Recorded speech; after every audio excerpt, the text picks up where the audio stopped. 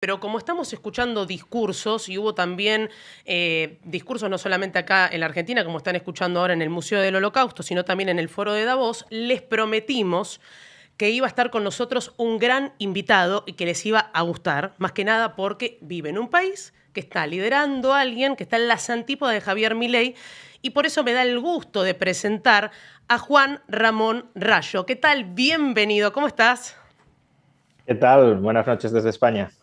Siento que estás en un video de YouTube como el que subiste hace un día, digo, es el mismo setup, siento que está Bueno, grabado, estamos en eso, vivo. eso ya está muy estandarizado y por tanto sí, efectivamente, pues bueno, este es el stage que tengo. Bueno, mil gracias.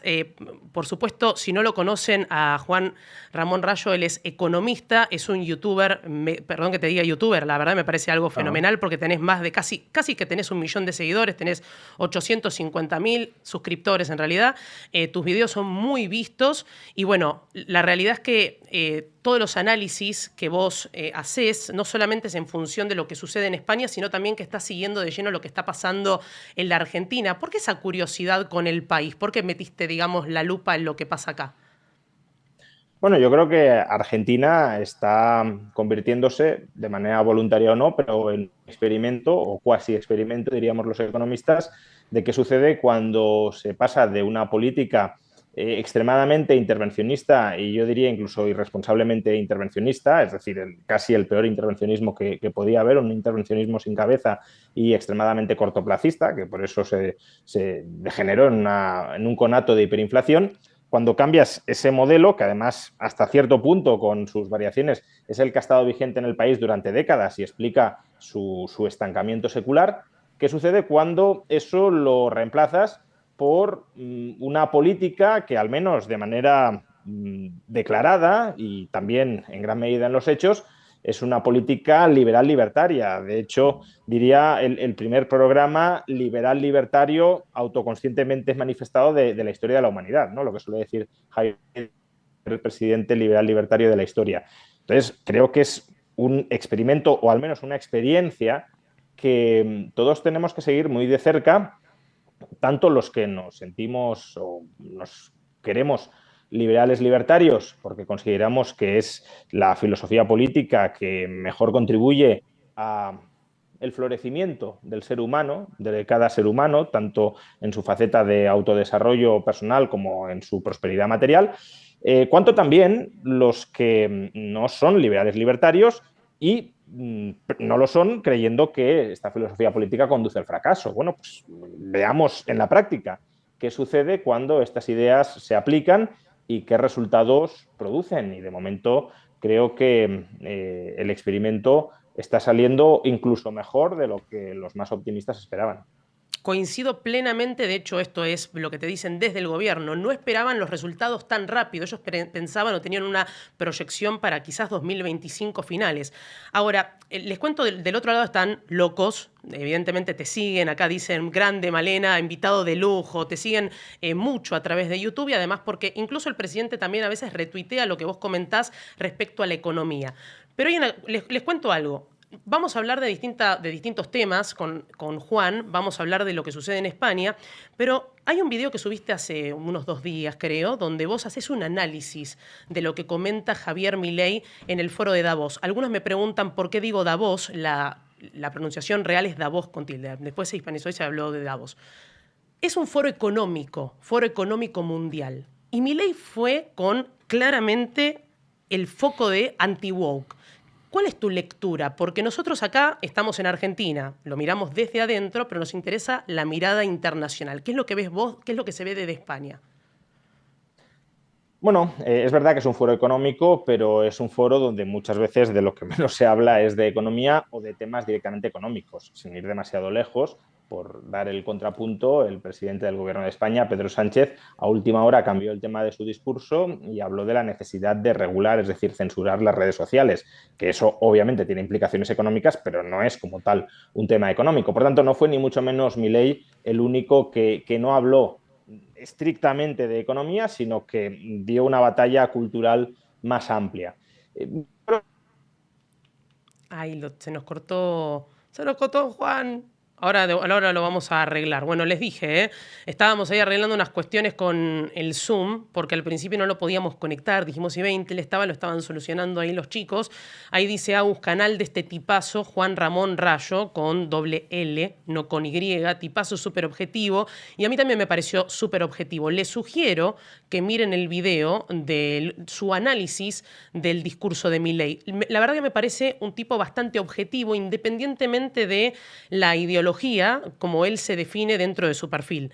Entonces, ahí lo tenemos de vuelta. Juan, te escuchamos. Milei no fue ni mucho menos el único que, digámoslo así, se saltó el guión y habló de temas que trascienden a lo económico. Yo creo que en este sentido, si miramos las dos intervenciones que ha tenido Javier Milei en el foro de Davos, lo que pretende es criticar de manera radical y contundente el statu quo ideológico. El año pasado criticó el establishment socialista o socialdemócrata y hoy, de alguna manera, la ideología woke, que él la considera una perversión de los principios del liberalismo clásico y una inversión de los objetivos de de establecer un conjunto de derechos negativos frente al Estado, que por tanto limitan el alcance, la intervención del Estado en la vida privada de los ciudadanos, a hacer un llamamiento a que el Estado intervenga en la vida de los ciudadanos como forma de reparar injusticias históricas y, por tanto, en última instancia, de liberar o emancipar al género humano a través de esa intervención humana, de esa intervención estatal, perdón.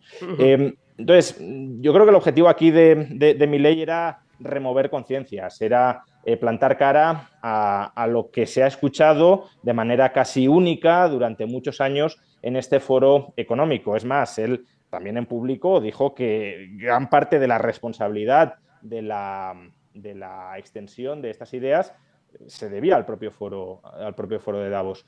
Entonces, bueno, él toma como misión internacional dar esa batalla cultural porque es muy complicado que el proyecto liberal libertario argentino perdure, aunque tenga éxito interno, si no hay un cambio también de mentalidad fuera de Argentina. Imaginemos que Argentina fuera la única economía o la única sociedad liberal libertaria del mundo. Por cuestiones geopolíticas tendería a estar pues boicoteada por el resto de países y tendría una sostenibilidad en el tiempo muy limitada. Entonces, él entiende la necesidad de dar esa batalla más allá de las fronteras, especialmente además en un momento donde otros gobernantes también parece que están dando esa batalla, pero se corre el riesgo, desde mi punto de vista, de que esa batalla anti-woke se gane desde postulados conservadores o reaccionarios. A ver, amplía ese concepto de qué sería un postulado conservador, por ejemplo. Bueno, quizá el término conservador no sea del todo exacto en el sentido de que uno puede ser conservador y también liberal libertario, siempre y cuando no pretenda imponer su moralidad desde el Estado. Cuando me estaba refiriendo a conservadores, estaba pensando en conservadores que instrumentalizan el Estado para imponer sus ideas sobre los demás.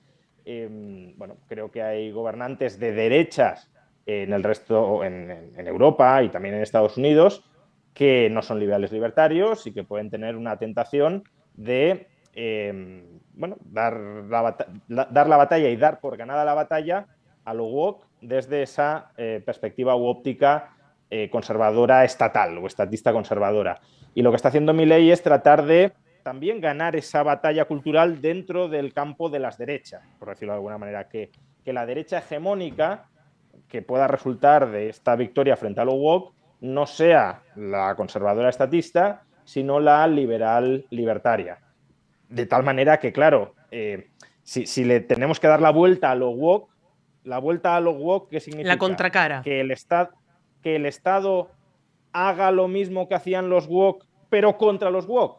O más bien que el Estado se deje de meter en todos esos campos y, por tanto, que esas cuestiones vuelvan estrictamente al ámbito privado, del cual nunca deberían haber salido. Pues desde mi punto de vista, lo último.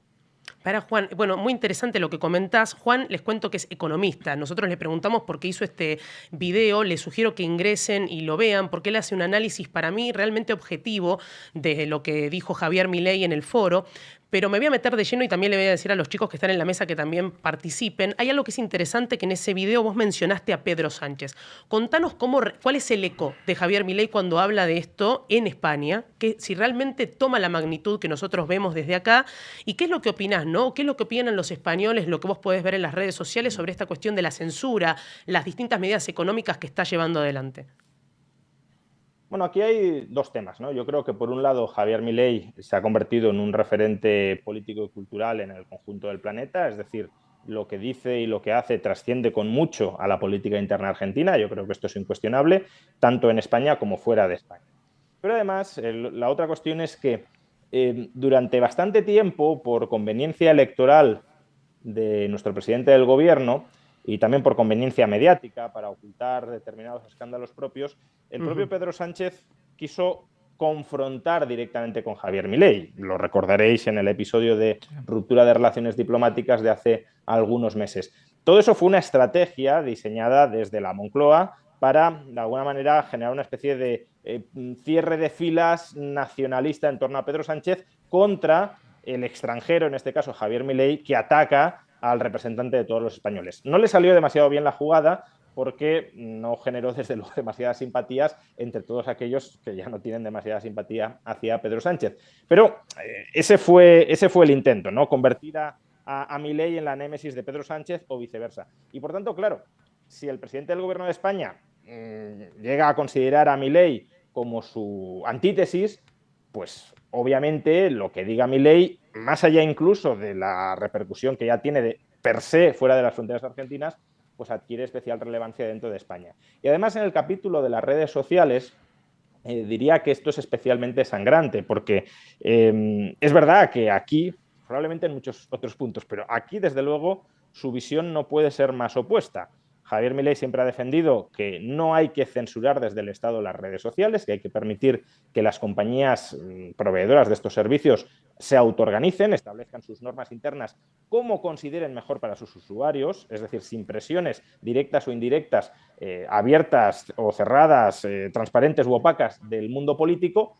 Y Pedro Sánchez en Davos lanzó una opinión que no puede ser más opuesta. Básicamente lo que dijo Pedro Sánchez es: las redes sociales, ahora que no están controladas por la izquierda, porque además hizo esa distinción, dijo, cuando las redes sociales alumbraban movimientos como el Me Too o el Fridays for Future de Greta Thunberg, entonces maravillosas, las redes sociales eran maravillosas, pero ahora han degenerado, es decir, han caído bajo el control de la derecha y por tanto se han convertido en instrumentos de desinformación, de propaganda, de simplificación del debate, básicamente lo que siempre han hecho los políticos en todas partes, es decir, no sé qué le preocupa tanto a Pedro Sánchez de que las redes sociales reproduzcan el comportamiento de los propios políticos en el ámbito de las redes sociales y muy en particular el suyo, porque si algo caracteriza a Pedro Sánchez es la mentira sistemática y la búsqueda de la polarización de la sociedad para que el miedo a la ultraderecha,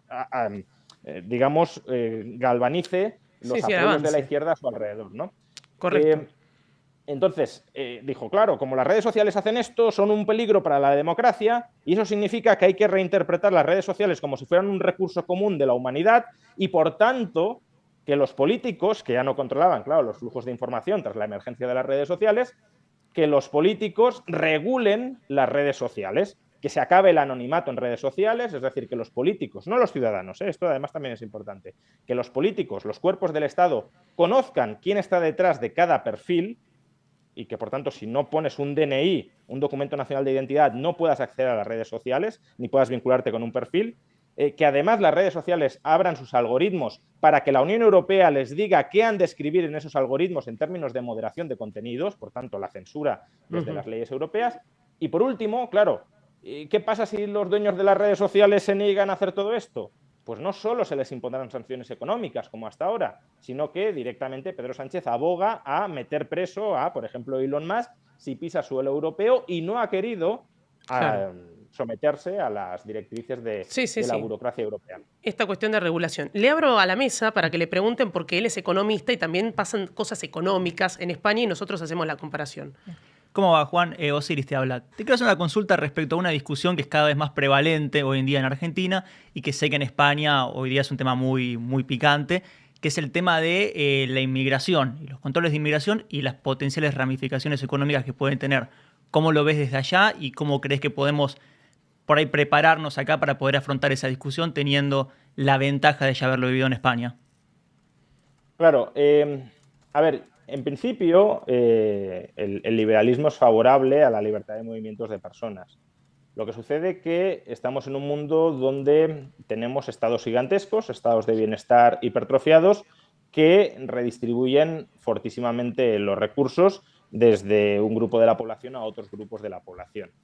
Entonces, con ese esquema redistributivo no es absolutamente neutral, no es indiferente quién entra o quién sale de un país, básicamente porque puede darse el caso de que quien entra en un país se convierta en un perceptor neto de recursos a costa del resto de la población y, por tanto, que se convierta en un pasivo para el resto de la población. Si por entrar en España el resto de contribuyentes españoles te dan, en términos netos, un cheque de 10.000, 20.000 o 100.000 euros, pues eso, claro, que entres en el país sustrae recursos del resto de ciudadanos. Entonces, por desgracia es un tema del que todavía no se ha investigado suficientemente, pero los análisis preliminares que se han hecho en Dinamarca, en Reino Unido y en Países Bajos, lo que muestran es que la mayoría de los inmigrantes que han entrado en Europa durante los últimos lustros son un pasivo en términos económicos para el fisco del correspondiente gobierno europeo. Por tanto, aquí la existencia de un estado de bienestar distorsiona muchísimo los beneficios que la inmigración podría tener para un país, porque es verdad que atraer inmigrantes, siempre y cuando se integren, respeten el Código Penal, es decir, lleguen para cooperar voluntariamente con el resto de la población, hasta ahora ha sido beneficioso si quitamos la parte de la redistribución de recursos. Pero claro, añadiendo la parte de la redistribución de recursos, pues puede volverse algo negativo y puede terminar pues dañando y empobreciendo a la población nativa de ese país. ¿Qué tal, Juan? Buenas tardes, Agustín te habla. Quería preguntarte fundamentalmente cómo está el tema de la ley de alquileres allá en España. Acá es un tema controvertido, por eso y sé que allá también está bastante cuestionado. Bueno, sí, a ver, el problema de la vivienda es un problema que se da en prácticamente todas las economías, salvo en aquellas, por ejemplo, Texas, por ejemplo, Japón, que tengan un mercado inmobiliario bastante liberalizado por el lado de la oferta y, por tanto, con capacidad para incrementar la oferta de vivienda de manera apreciable. Eso no sucede en la mayor parte del mundo y como no sucede, pues si la demanda va aumentando, especialmente en determinados núcleos de población, pues oferta rígida, demanda creciente, precios al alza. La tentación de los políticos cuando ven que un precio sube, y en Argentina lo sabéis mejor que en ningún otro país, es tratar de imponer controles de precios. Es decir, atacar los síntomas en lugar de las causas. Con el agravante de que atacar los síntomas no sale gratis, sino que agrava las causas. Porque si tú estableces un control de precios, lo que haces es reprimir todavía más la oferta y potenciar todavía más la demanda. Es decir, había un exceso de demanda en relación con la oferta y tú aún lo vuelves mayor. Por tanto, el desabastecimiento todavía es mayor. Esos controles de precios pueden ser a las bravas, de manera muy directa y obscena, o pueden ser indirectos. Es decir, no te digo a qué precio tienes que alquilar, pero sí te impido que revalorices el alquiler por encima del IPC, por ejemplo, con lo cual al final vas reduciendo el precio del alquiler en términos reales. Pues bien, en España lo que se ha aprobado es una combinación de todo esto. Se limita la revalorización de los alquileres por debajo del IPC para que a largo plazo haya una caída real de los precios de los alquileres. Y además, perdóname que te interrumpo. Hoy, el que quiera alquilar en España, ¿cómo es el contrato? ¿O cómo se estipula el contrato, para entenderlo? Es que depende mucho de la autonomía. ¿Por qué? Porque aunque la ley es estatal, no toda la ley se aplica en todas las autonomías, salvo que las autonomías así lo decidan. Y las partes más nocivas de esa ley, que son las que imponen ya directamente un control de precios, es decir, usted no puede alquilar por más de esto, esa parte no se aplica en la mayor parte de España. ¿Por qué? Porque hoy en día, aunque Pedro Sánchez del Partido Socialista gobierna en el gobierno nacional. El Partido Popular, digamos, el partido de lo que vendría a ser Juntos por el Cambio, digamos, en Argentina. Centro derecha, sí. Socialdemócrata. Sí.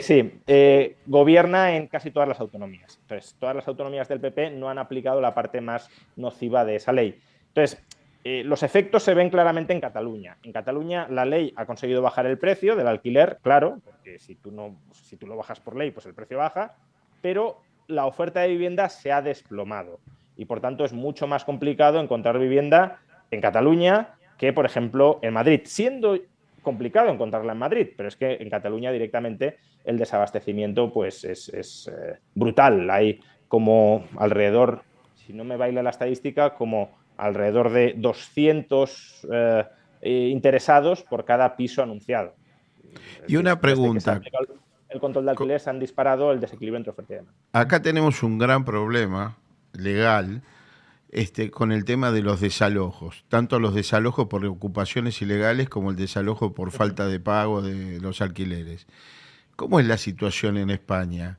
¿Cómo son los tiempos de la justicia allá? ¿Cómo recupera el propietario su bien?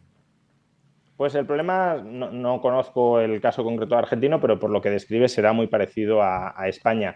Aquí los tiempos también son dilatadísimos, de hecho hay que ingeniárselas con trampas de todo tipo para intentar conseguir expulsar a los ocupas. Por ejemplo, pagar a una familia de ocupas para que ocupen la vivienda ocupada, de tal manera que después es una familia de ocupas a las que has contratado tú y cuando ya han ocupado la vivienda tuya que previamente había sido ocupada, pues ya se marchan porque los habías contratado tú, ¿no? Es decir, estratagemas de todo tipo para intentar acelerar los tiempos que en la justicia se dilatan de manera extraordinaria, porque además este gobierno legalmente ha dificultado el desalojo de los ocupas, tanto de ocupas que han entrado directamente asaltando la vivienda, como efectivamente de personas que, bueno, no sé si llamarles ocupas, pero que permanecen dentro de la vivienda después de una acumulación de impagos de sus obligaciones del alquiler y como el gobierno es incapaz de darles, se arroga esa función, pero luego no lo hace, cobra impuestos para ello y luego no hace nada, es incapaz de realojarles a algún otro tipo de vivienda, pues se le carga al propietario la obligación de suministrar esa vivienda. Es decir, usted vive en mi casa y no me paga el alquiler porque no vamos a dejar que usted viva en la calle porque el gobierno, que se arroga el monopolio de la justicia social, es incapaz de encontrar un alojamiento a esa persona que no es capaz de pagar. Correcto. Juan, te llevo por este camino. A ver, vos tratás muchas temáticas, el público acá está preguntando cosas, no puedo dejar de leer algunos superchats, yo que te quería preguntar de Trump, pero el público demanda y nosotros nos importa mucho más la demanda frente a la oferta. Entonces, la pregunta es la siguiente. Yo no sé si están todos al tanto, los pongo de última, lo que sucedió hace poco con la inteligencia artificial de China. DeepSeek, creo, ¿no? Sí, DeepSeek. DeepSeek, exactamente. Sucedió algo, vos hablás de la burbuja en su momento, hablás de un tema de finanzas en tu canal. ¿Qué es lo que vos considerás que sucedió con el auge repentino de esta inteligencia artificial de origen chino?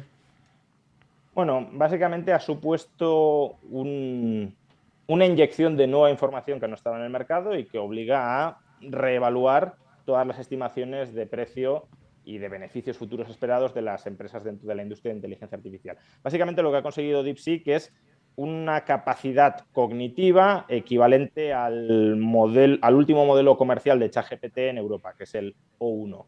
Es decir, consigue los mismos resultados, pero, y aquí está la novedad, con muchísimos menos costes, tanto costes de entrenamiento del modelo como de ejecución del modelo.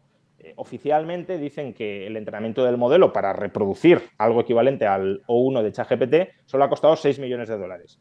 Bueno, esta cifra probablemente sea dudosa y no sea del todo cierta, pero lo que sí es verdad es que el coste de ejecución de los comandos, de las órdenes que le damos a la inteligencia artificial, es más de un 90% más baja que en ChatGPT. Y esto no es moco de pavo. Se estima que cada comando que le damos al O3, que es el modelo más avanzado de ChatGPT, que no ha sido emulado por el R1 de DeepSeek, cuesta alrededor de $1.000. Con lo cual, bajar en un 93% el coste es una mejora muy sustancial. Claro, si tú llegas al mismo resultado con mucho menos coste, si tú llegas al mismo output con un consumo de inputs muy inferior, entonces todos los proveedores de esos inputs, por ejemplo Nvidia, proveedora Claro. de GPUs, pues la demanda esperada de esos inputs aparentemente, que eso ya es debatible, pero bueno, aparentemente cae. O la demanda de energía, porque por ejemplo el coste de los prompts está muy relacionado con el consumo energético. Entonces, si puedes hacer lo mismo con mucho menos consumo de energía, la demanda de energía aparentemente cae. Esto es lo que fundamentalmente ha sucedido en la bolsa, aunque creo que lo más interesante del R1 no es nada de todo esto, sino que al parecer el R1 está muy cerca o ya ha conseguido el aprendizaje recursivo, es decir, que el propio modelo se enseña a sí mismo y se mejora a sí mismo sin necesidad de que haya supervisión humana. Y esto, desde luego, nos acerca, si es así, nos acercaría mucho a la inteligencia artificial general y estaríamos también muy cerca, o mucho más cerca de lo que esperábamos hasta el momento, de la llamada superinteligencia artificial, que bueno, nos abre Sí. un territorio Es mucho, desconocido. mucho más amplio. Les cuento, está Juan Ramón Rayo con nosotros. Gracias por estar, porque sé que es de noche en España. Por mi parte, te voy a hacer la última pregunta. Después los chicos, si tienen alguna más, también la vamos a hacer. Ahí en el chat dice, explicó perfectamente lo que es el crawling peg. Yo no lo vi al video, pero vi que estaba. Sí te quiero preguntar por el tema de Trump. Para hacer un resumen, ¿qué es lo que vos querés respecto a estas medidas que dio, digamos, al principio cuando firmó las órdenes ejecutivas? ¿Y qué es lo que crees? Porque hay una discusión entre si la economía de Estados Unidos es abierta o cerrada. Acá es muy fuerte, por ejemplo, en economistas de renombre. Esta cuestión del proteccionismo, si realmente es nacionalista, de proteger la economía o si busca un control o medidas de negociación. ¿Cuál es tu lectura de lo que está haciendo el presidente? Bueno, a ver, es difícil saberlo porque no estamos en la cabeza de Trump. Sí sabemos que al menos una parte de sus chantajes proteccionistas tienen como objetivo negociaciones no comerciales. Lo sabemos porque la propia administración Trump, por ejemplo, Scott Bessent, secretario del Tesoro, lo ha dicho. Lo que pasa que, claro, un buen negociador, para ser buen negociador, tiene que estar convencido de que su mano es buena. Si tú crees que tu mano es una basura, mal vas a negociar frente a otro que además sabrá que tú sabes que tu mano es una basura. Dicho de otra manera, si Trump muestra ante el mundo que él sabe que los aranceles son malos para Estados Unidos, mal va a poder amenazar a terceros con usar aranceles que perjudicarían a Estados Unidos. Es decir, él ha de aparentar la imagen de que le encantan los aranceles y que por tanto no le va a suponer ningún coste aplicarlos si los demás no ceden a sus chantajes. Claro, esta sería la interpretación como más favorable a que Trump no es proteccionista. Yo creo que sí tiene una parte de proteccionista, básicamente porque se ha rodeado de gente, sobre todo en su primer gobierno, pero también ahora le rodea gente que sí sabemos que académicamente son muy cercanos al proteccionismo y les gusta el proteccionismo, pero también entiendo que hay gente alrededor de Trump que no le gusta el proteccionismo y por tanto se combinan estas dos almas. Trump no es un académico, Trump es un hombre de negocios y un político con intuiciones probablemente muy buenas y escuche a ambos lados e intente conjugar ambas partes. Ahora, cuidado, que Trump utilice los aranceles como amenaza tampoco tiene por qué ser algo bueno. Quiero decir, si amenaza para conseguir algo que sea bueno para ambas partes, pues a lo mejor los liberales libertarios podrían terminar apoyándolo por razones consecuencialistas. Por ejemplo, recuerdo que en su primer gobierno a la Unión Europea le dijo: hagamos una cosa, o reducimos todos los aranceles a cero o yo os duplico los aranceles. Bueno, pues esa estrategia negociadora, claro, los liberales libertarios diremos, sí, que los reduzcan todos a cero. Sería desde luego lo preferible. Pero claro, en otros casos, pues pueden ser chantajes que no sean aceptables. No lo sé. Por ejemplo, la polémica que ha tenido con Gustavo Petro en Colombia. Sí. Si fuera cierto que los colombianos deportados por situación irregular en Estados Unidos estaban recibiendo un trato inhumano por las autoridades estadounidenses, no lo sé si fácticamente es así o no, pero imaginemos que fuera así, desde luego no sería buena noticia que Trump ganara esa negociación y por tanto pudiera seguir dando su gobierno, su administración, un trato inhumano a esos deportados. Por tanto, bueno, digamos, es una herramienta que a los liberales no nos gusta nada, el uso de los aranceles, y que en todo caso habrá que evaluar en función de los fines perseguidos. En ocasiones podrán ser fines de ampliar libertades y en otras de restringir libertades. Y cuando sea de restringir libertades, ni la herramienta ni el fin serán defendidos. Se entendió perfecto el concepto, chicos. Sí, hay algo que no me termina de quedar claro con esta cuestión, principalmente por esta discusión que se arma respecto al conflicto económico que podría llegar a generarse ahora entre Colombia y Estados Unidos. En definitiva, con las amenazas que plantea Trump ya desde un principio, ¿sale realmente ganando o solamente es una amenaza que en realidad un poco le puede llegar a jugar en contra a él también? ¿Cómo lo podríamos ver desde el lado económico exclusivamente? A ver, desde el lado económico, los aranceles a quien perjudican es a los productores extranjeros y a los consumidores nacionales, que de esto último Trump se suele olvidar, porque dice que los aranceles son maravillosos para la economía estadounidense, pero como muchos serán maravillosos para aquellas empresas directamente protegidas frente a la competencia internacional por los aranceles. Es decir, estás de alguna manera protegiendo a los productores menos eficientes, menos competitivos dentro del país. Y si tú eso lo prolongas en el tiempo durante muchas generaciones, Argentina es un ejemplo, al final terminas con una estructura productiva que no es competitiva internacionalmente y a poco que intentas abrirla al comercio para abaratar el coste de importación a los consumidores, esa industria se desmorona porque no ha vivido ni se ha desarrollado expuesta a la presión competitiva internacional. Por tanto, los aranceles son negativos. Lo que quería decir, que quizás no se haya entendido, es si Trump declarara públicamente que él sabe que los aranceles son negativos para Estados Unidos, tendría una pésima mano negociadora, claro, porque iría a cualquier país y le diría, oye, que si no haces lo que yo te digo, me subo los aranceles a mí mismo, es decir, me pego yo un tiro en el pie o hago lo que yo entiendo que es pegarme un tiro en el pie. Y el otro le diría, pues pégatelo. Ahora, si Trump va como un kamikaze diciendo, yo creo que los aranceles son maravillosos, por tanto, si me hace subir los aranceles, yo estaré encantado de hacerlo porque va muy bien para mi economía. Aunque eso sea falso económicamente, si Trump transmite la imagen de que él se lo cree, eso le da mucho poder negociador, un poder negociador que necesita para triunfar en las negociaciones. Y al final ese es el método de negociación que es un bluff, en definitiva, y practicado Trump. Perfecto. Bueno, Juan, la verdad que te agradecemos un montón. Hay 1000 preguntas para hacerte, pero bueno, ya estás hace casi una hora con nosotros dando cátedra. Acá están poniendo chat, viste que dicen chada como fenómeno, ¿entendés? No sé cómo chat es como allá arriba, high. Así que muchas gracias por haber pasado acá por Neura.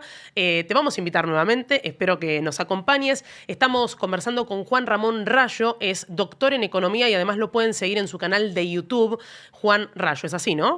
Juan Rayo. Así es, efectivamente. Y también, si me dejas meter la cuña, sí, decano de la Universidad de las Hespérides, que es una universidad online oficial en España y en toda Europa, que desde luego los argentinos que quieran cursar estudios en la universidad desde la propia Argentina lo pueden hacer cuando deseen. Tenemos estudios de grado, de posgrado, de lo que quieran y títulos oficiales en Europa. Bueno, excelente. Te digo algo, porque empezó a revertirse la tendencia. Antes la gente se quería ir, bueno, ahora pareciera que tienen la expectativa de quedarse, así que lo pueden hacer online. Por eso. Lo ideal es que se queden en su país, sobre todo si no quieren marcharse, y si además pueden acceder a estudios de calidad internacionales, pues todo perfecto. Acá te están poniendo Dome, Rayo Dome, viste que están con la domada. Bueno, Juan, muchas gracias por acompañarnos. Te agradecemos todo el tiempo que nos brindaste y que diste esta masterclass, como dicen ahí en el chat. Te mandamos un gran abrazo. Muchísimas gracias a vosotros.